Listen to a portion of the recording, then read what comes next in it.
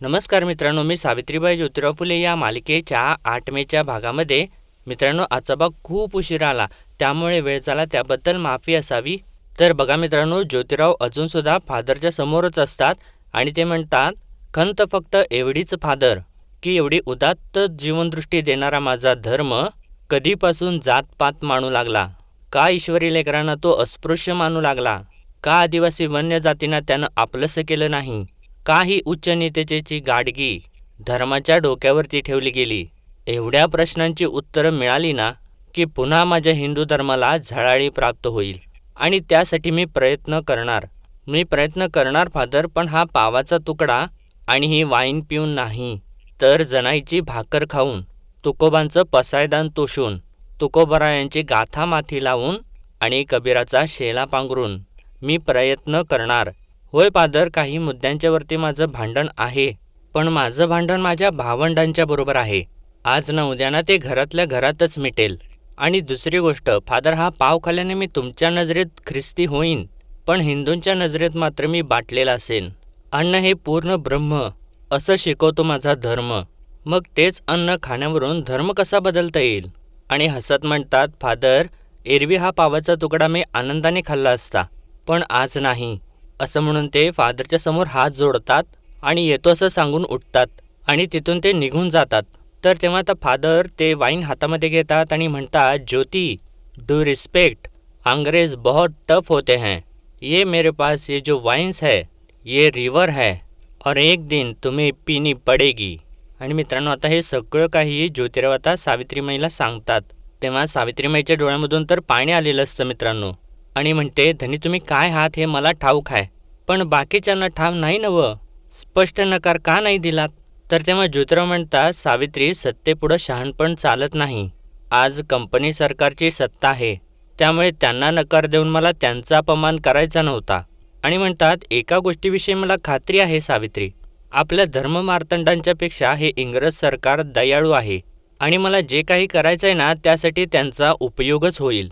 तेव्हा सावित्रीमाई म्हणते, म्हणून त्यांचा धर्म घ्यायचा? तर तेव्हा ज्योतिराव म्हणतात, धर्म नाही पण विचार घ्यायचा.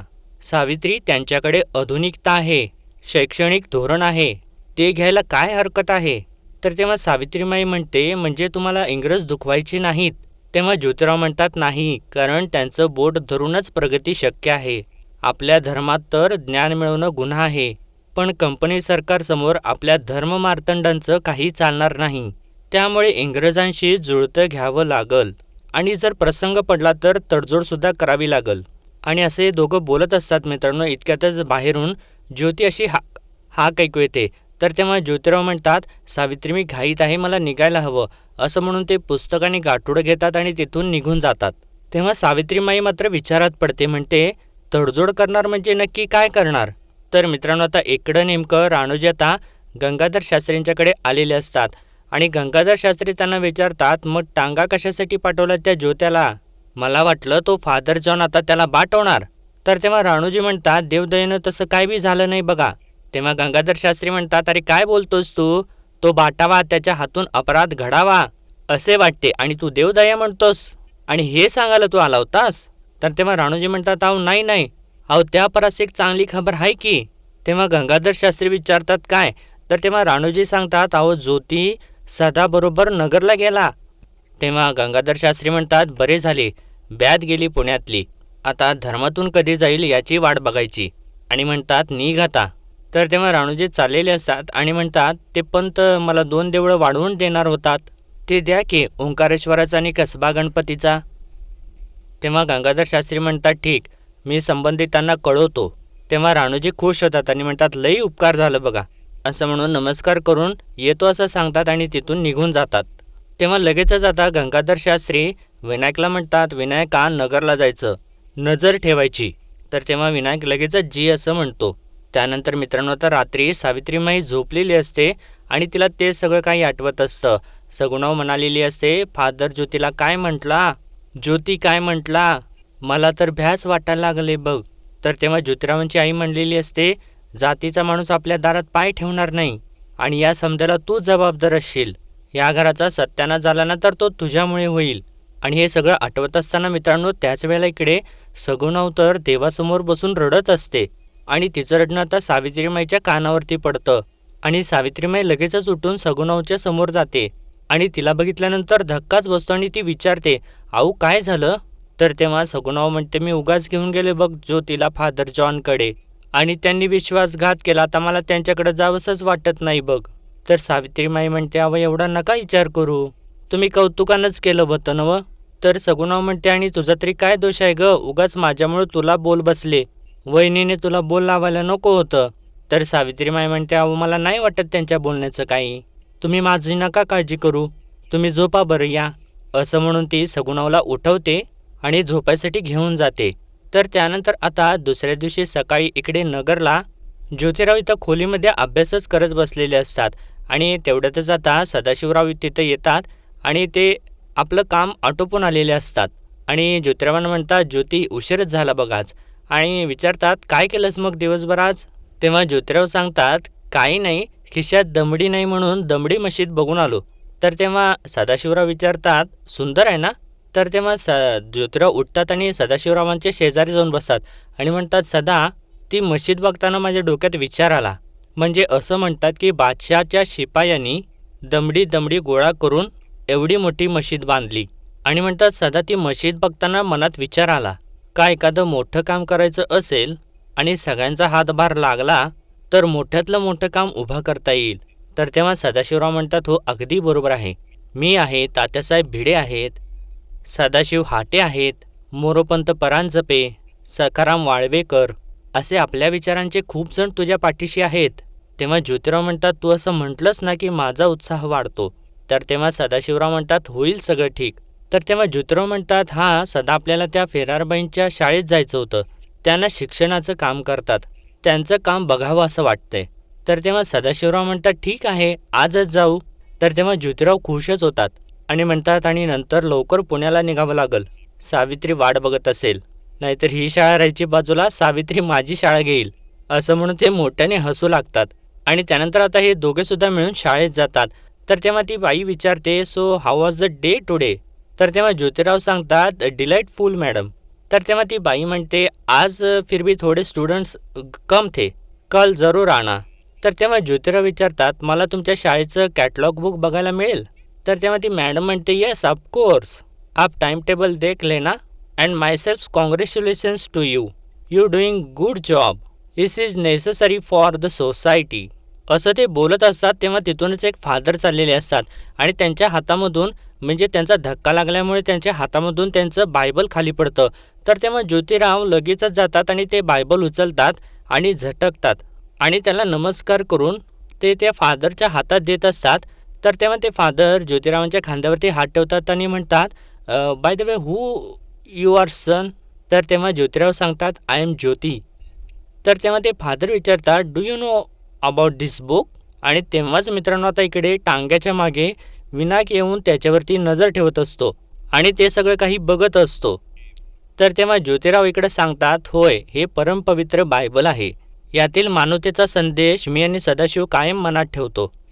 तर तेव्हा ते father God bless you my son असं म्हणतात आणि ते बायबल परत आपल्या हातात घेतात आणि नेमकं तेव्हा हेच सगळं काही चुकीचं विनायकनं बघितलेलं असतं आणि विनायक म्हणतो, बायबल काय परमपवित्र, पुण्यात जे घडले नाही ते इथं येऊन केले या ज्योतीने आणि गोवंड्याच्या कार्ट्याने, असं सर्व काही बोलून तो आता तिथून निघून जातो. आणि त्यावेळेस आता इकडे घरामध्ये सावित्रीमाई स्वयंपाक करत असते आणि तेव्हा तिला आता अचानकपणे ज्योतिरावांचे शब्द आठवतात, देखण्या तर आहातच, पण आज काहीतरी वेगळीच चमक आलेली आहे. सावित्री पत्नी ही अर्धांगिनी असते, त्यामुळे तिचा सन्मान हा नेहमी केला पाहिजे, असं म्हणून त्यांनी उपरनं सावित्रीमाईच्या खांद्यावरती टाकलेलं असतं. आणि त्यानंतर ज्योतिराव म्हणालेले असतात, आता नगरला गेल्यानंतर 10-15 दिवस गाठभेट व्हायची नाही, आठवण येईल तुझी. आणि या सगळ्या विचारात सावित्रीमाई असते आणि इतक्यातच तिथून सगुणाव चाललेली असते आणि ती म्हणत असते, दमले बाई. आणि ज्यावेळेस ती सावित्रीमाईकडे बघते तर तेव्हा म्हणते, अगं सावित्री, चूल पेटली आहे, तवा तापलाय, भाकरी टाक की. तर तेव्हा सावित्रीमाई आपले थोडेसे डोळे पुसते आणि जी असं म्हणून ती भाकरी तव्यामध्ये टाकते. तर सगुणाव म्हणते, काय ग सावित्री, ज्योतीची आठवण येते ना? तर तेव्हा सावित्रीमाई परत डोळे पुसते आणि म्हणते, जी. तर तेव्हा सगुणाव म्हणते, इतके दिवस कधी लांब राहिला नाही, 10 दिवस झाले आता.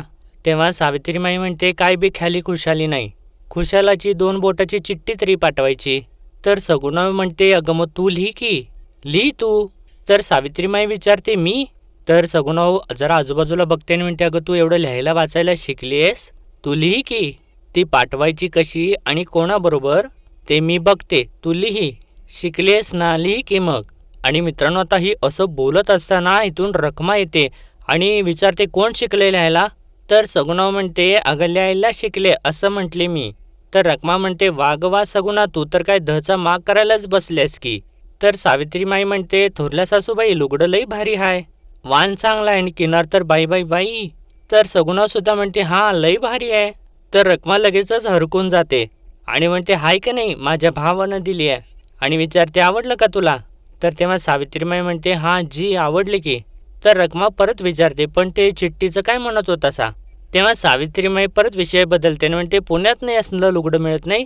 तर रखमा म्हणते छे छे इकडं असलं काय बी मिळत नाही. आणि परत म्हणते पण सगुणा तू काहीतरी लिहिण्याबद्दल बोलत होतीस, म्या माझ्या कानानं ऐकलं की. तुम्ही दोघं बी काहीतरी चिठ्ठीचं बोलत होतासा. आणि विचारते काय बोलत होता आणि म्हणते काय ग बोल की सगुणा. आणि सावित्रीमाईला म्हणते सावित्री बोल की. तर सगुणा म्हणते नाही ते काय आहे वहिनी. आणि असं हे बोलत असतात इतक्यातच बाहेरून राजाराम जे असतात ते खूप घाबरलेले असतात, धावत आलेले असतात आणि दरवाजात येऊन दादा दादा बाहेर या लवकर बाहेर या असं ओरडत असतात. आणि तेव्हा इकडं दादासुद्धा लगेचच बाहेर धावत येतात आणि सगळेच बाहेर येतात. तर दादा म्हणतात राजारामा काय रे काय झालं, घाबरलायस का, फुलं माघारी आली का. तर राजाराम सांगतात अहो पेटेत काहीतरी वेगळंच कानावरती यायला लागले. तर दादा विचारतात काय. तर ज्योतिरावांची आईसुद्धा विचारते आता काय झालंय. तर राजाराम सांगतात ती लोक काय बाई बोलायला लागले ती. तर तेव्हा सावित्रीमाई म्हणते काय झालं मालक खुशाल आहेत ना व.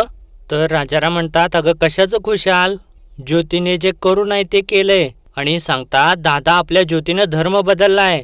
आणि ते ऐकल्यानंतर तर सगळ्यांना धक्काच बसतो, सगळ्यांच्या पायखालची जमीन सरकते आणि दादा तर खूपच घाबरतात.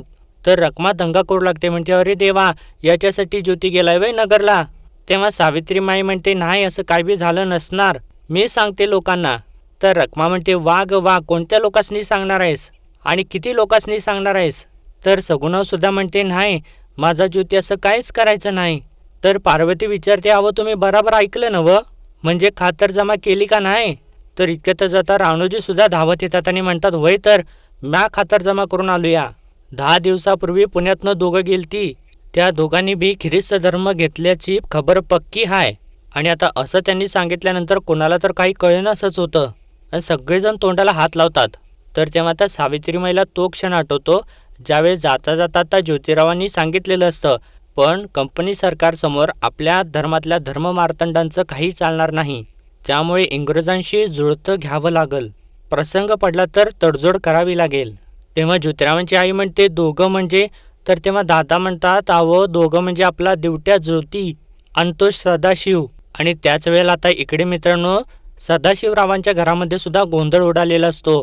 सदाशिवरावांचे वडील आता दंगा करत असतात, म्हणतात काय केलं या दिवट्यानं, असला दिवट्या माझ्या पोटी जन्माला आला. तेव्हा त्यांची आई म्हणते माझे मूल चांगले हो, त्याला कोणीतरी फसवले असेल.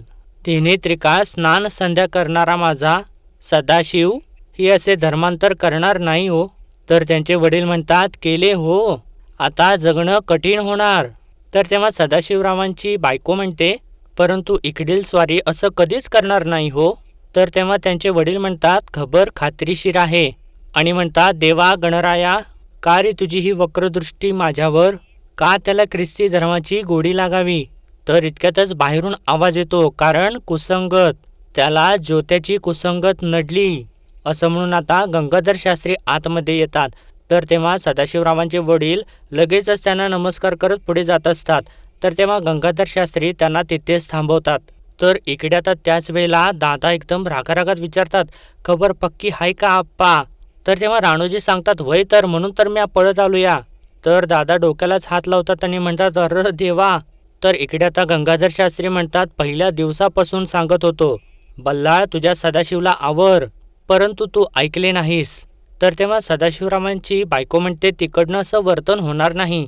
तर तेव्हा गंगाधर शास्त्री म्हणतात मला वाटलंच पण मी खोटे बोलणार नाही. आणि म्हणतात हा सूर्य आणि हा जयद्रथ असं म्हणून विनायकला हाक मारतात. तेव्हा विनायक आतमध्ये येतो आणि म्हणतो, मी माझ्या या डोळ्यांनी पाहिलं, नगरच्या फादरने सदाशिवच्या हातामध्ये क्रूस आणि बायबल दिले. तर तेव्हा सदाशिवरावांची आई तर रडूच लागते आणि म्हणते, दिले देवा गणराया, काय केलेस हे तू? एवढी व्रतवैकल्य केली पण काहीच जमेस धरले नाहीस का रे तू? आणि असं बोलता बोलता तिला चक्करच येते आणि ती खाली कोसळते. तर तेव्हा सदाशिवरावांची बायको त्यांना सावरू लागते आणि म्हणते, सासूबाई तुम्ही सावरा स्वतःला. असं बोलून ती पाणी घेऊन येते आणि तिला पाणी देते. तेव्हा सदाशिवरावांचे वडील म्हणतात, पंत वाचवा, माझ्या मुलाचा घात झालाय. तर तेव्हा गंगाधर शास्त्री म्हणतात, घात ज्योत्याने केला, तो ठरवून नगरला गेला, नाहीतर काय गरज होती तिकडे जायची? एवढे चांगले हे गोवंडे घराणे पण कुसंगतीने मातीमोल झाले. खरे तर लग्नातच शहाणे वाल असे वाटले होते, परंतु ऐकले नाही. भोगा त्याची फळे. आणि इकडे तर मित्रांनो आता दादा खूपच अस्ताव्यस्त झालेले असतात आणि त्यांना काय करावं काय बोलावं काही सुचत नसतं. आणि मित्रांनो ज्योतिरावांच्या आईला तर खूप मोठा धक्का बसलेला असतो आणि ती सारखं बोलत असते, माझा ज्योती, माझा ज्योती. आणि असं बोलता बोलता मित्रांनो आता तिला सुद्धा जोराची चक्कर येते आणि ती खाली कोसळणारच असते. इतक्यातच सावित्रीमाईचं लक्ष तिच्याकडे जातं आणि ती धावतच जाऊन तिला पकडते. आणि आता सगळेजणच पुढे येतात आणि ज्योतिरावांच्या आईला सावरतात आणि तिला आतमध्ये आता घेऊन जाऊ लागतात. तर इकडे आता सदाशिवरावांचे वडील पंत असं म्हणून गंगाधर शास्त्रींच्या पायाशी जात असतात. तर तेव्हा गंगाधर शास्त्री म्हणतात, शिव शिव शिव, दूर हो दूर हो, असं म्हणून त्यांना मागे सरकवतात आणि म्हणतात, चुकून तुझा हात लागला तर मला काशीशिवाय पर्याय नाही, दूर हो, कारण तुम्ही आता बाटला आहात आणि त्यामुळे तुम्ही बहिष्कृत आहात, आता तुम्हाला माफी नाही.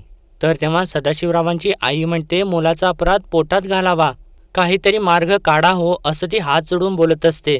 तर गंगाधर शास्त्री म्हणतात, ठीक आहे, मी तुमच्यासाठी एक मार्ग काढतो, कारण तुमच्या पदरी एक पुण्य आहे, तुम्ही ब्राह्मण म्हणून जन्माला आला आहात. तर तेव्हा आता सदाशिवरावांचे वडील म्हणतात, एवढे उपकार करा पंथ. तर गंगाधर शास्त्री म्हणतात, परंतु असे असले तरी सुद्धा तुम्हाला घोर शिक्षा ही होणारच. तर इतक्यातच आता बाहेरून आवाज होतो आणि तो माणूस म्हणतो, नगरहून सदाशिव गोवंडेंचं पत्र घ्या. तर तेव्हा त्यांची बायको लगेचच बाहेर चाललेली असते. तर तेव्हा गंगाधर शास्त्री तिच्यावरती थांब असं जोराने ओरडतात आणि मागे सरकवतात आणि म्हणतात, ख्रिस्ती धर्म घेतलेल्या माणसाने आपल्या हाताने लिहिलेलं पत्र तू आपल्या हातात घेशील तर विटाळ नाही का होणार? तर तेव्हा त्यांची बायको म्हणते, पण यांचे पत्र? तर तेव्हा गंगाधर शास्त्री म्हणतात, अगं स्त्रीने एक वेळ सती जावं, पण परधर्म घेतलेल्या नवऱ्याच्या पाठीमागे जाऊ नये, एवढं कळत नाही का तुला? आणि बाहेर जाऊन त्या माणसाला म्हणतात, अरे तुला माझ्यासोबत राहावं लागेल, एक महत्त्वाचं काम करायचं आहे, तोपर्यंत तुला पुणे सोडता येणार नाही. आणि त्याच्या हातामध्ये ते पत्र तसंच असतं मित्रांनो. आणि आजचा भाग इथेच संपतो आणि पुढील भागामध्ये आपण पाहणार आहोत, गंगाधर शास्त्री आता इकडे ज्योतिरावांच्या घरी आलेले असतात. तर तेव्हा सर्वजण बाहेर येतात आणि दादा म्हणतात, भूदेवा. तेव्हा गंगाधर शास्त्री म्हणतात, तुम्हाला देवळात यायला बंदी घातली म्हणून तुम्ही देऊळच बदललं, शेवटी ज्योत्यानं शेण खायचे ते खाल्लेच. तर तेव्हा सावित्रीमाई एकदमच पुढे येते आणि म्हणते, माझे मालक असे काही सुद्धा वाईट वंगाळ करणार नाहीत, त्यांनी फादरला कवाच नाही असं सांगितलंय. तेव्हा गंगाधर शास्त्री म्हणतात, इथे पुण्यात नकार पण नगरला होकार, 2 दिवसात शास्त्राचा अभ्यास करून योग्य ती शिक्षा दिली जाईल, असं सगळ्यांना ते धमकी देतात आणि त्यानंतर मित्रांनो ते तिथून निघून जातात. तर मित्रांनो आजच्या पुरते एवढ्याच आणि भेटूया परत उद्याच्या भागामध्ये. तोपर्यंत आपल्या व्हिडिओला लाईक, शेअर आणि सबस्क्राईब नक्कीच करा. धन्यवाद.